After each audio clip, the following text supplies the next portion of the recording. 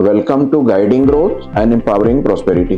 क्या आपको पता है कि एक इन्वेस्टर का रिटर्न कैसे प्रभावित होता है और किन फैक्टर के कारण प्रभावित होता है?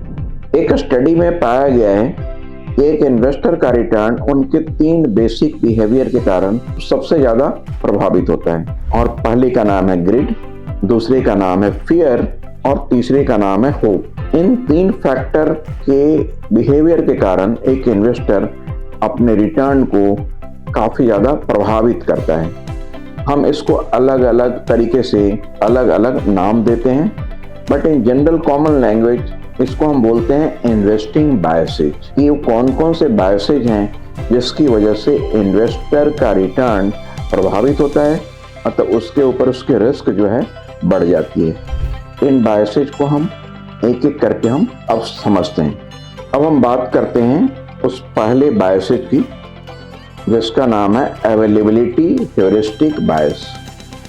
अवेलेबिलिटी ह्यूरिस्टिक बायस उसको बोलते हैं जिसमें एक इंसान अपनी अवेलेबिलिटी के हिसाब से जिस भी डेटा को पढ़ता है उसको करंट मार्केट सिचुएशन के हिसाब से कनेक्ट कर लेता है और उस कनेक्ट किए हुए डेटा के ऊपर ही अपना डिसीजन लेता है।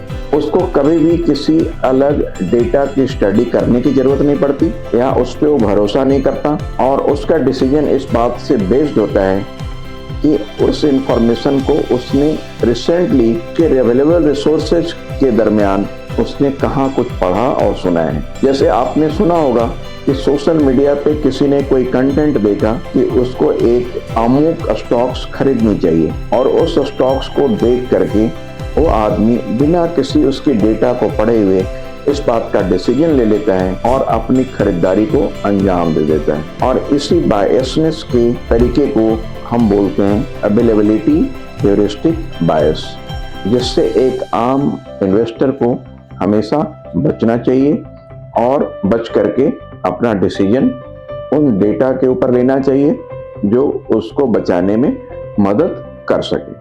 25 साल का भरोसा, हजारों लोगों का ट्रस्ट। आप भी हमसे जुड़िए।